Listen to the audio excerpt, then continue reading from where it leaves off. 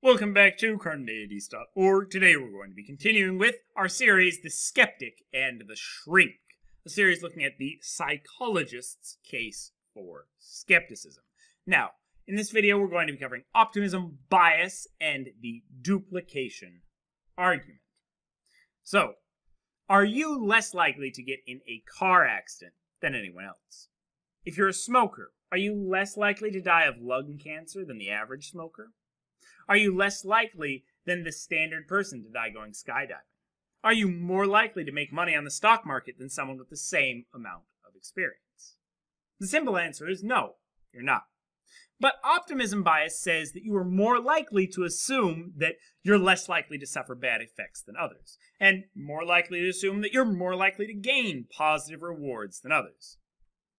Smokers think that they are less likely to get lung cancer than other smokers. People underestimate their own risks and overestimate their own chances of good outcomes with no rational reason.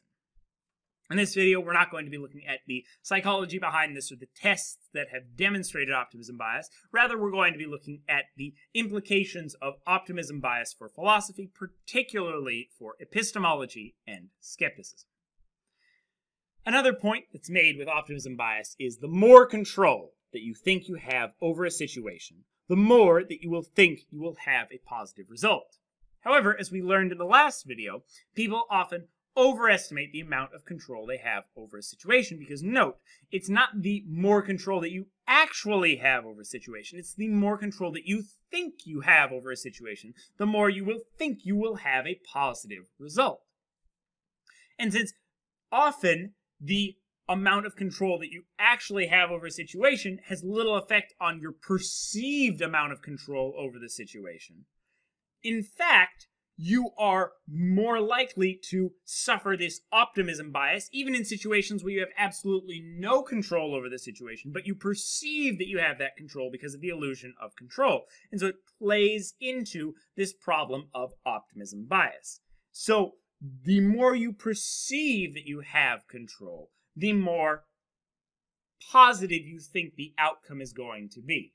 And in fact, the interesting piece is, the more positive outcomes in the past have been, the more you're going to perceive you have control, and so the more positive you're going to expect outcomes to be in the future. But once again, that's only perceived positive outcomes. You might have actually been getting horrible bad outcomes, perceived them as positive, perceived you have control, and therefore perceived that you'll get positive outcomes in the future, when all of those connecting points are based on a problem or a mistake. Now, taking all those pieces of information and holding them in mind, let's think about the duplication argument. The way this works is consider the likelihood you're in a skeptical scenario. If you don't know what a skeptical scenario is, I would highly recommend that you check out my series of videos on skeptical scenarios. You probably won't walk away with knowledge of skeptical scenarios, but maybe a bit of understanding of them.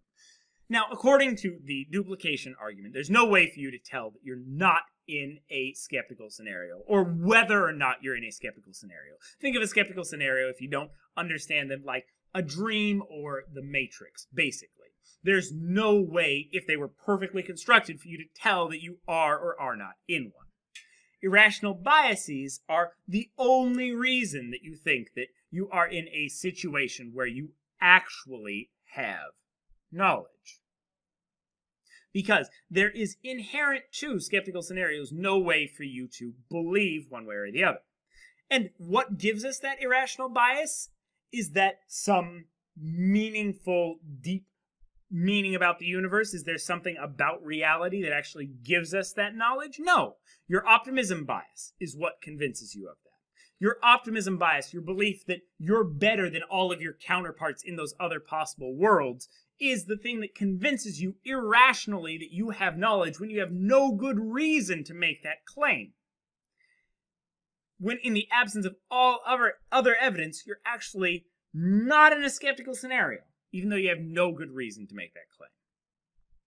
So, you might think that you have rational reasons for believing that you have knowledge or justified beliefs. However, in empirically equivalent skeptical scenarios, scenarios where the truth is different but appearances are the same, there is inherently no rational way to determine whether you are in them or not. Since knowledge depends on truth, all of your beliefs might be false. So imagine 100 possible worlds that appear to be, from your first-person perspective, identical to this one. And you have 100 possible counterparts in all of those worlds. However, the underlying reality of all of those worlds, except the one you're in, is completely fake. Is an evil deceiver deceiving you, and you don't actually exist, or most of the world doesn't actually exist. You're in the Matrix, you're a brain in the vat, some kind of skeptical scenario. And yours is the actual world. But from a first-person perspective of any of those people, any of those modal cross-world counterparts, it's exactly the same. They see exactly the same thing. Now, what is your justification for the claim that you are the one that's in the world that is actually real, and you are not one of those 100 others that are in a variety of different skeptical scenarios? What is your rationale for that? There is no rational way for you to make that decision, because there is no rational piece of information. There's no empirical evidence you can point to, because all of these skeptical scenarios are empirically equivalent. The only thing you can do is take your bias and irrationality based on optimism bias, the idea that you think you're just inherently better than other people, and be like, well, I'm probably the one that's in the right scenario, and all of those other people, they're in the fake ones. Okay?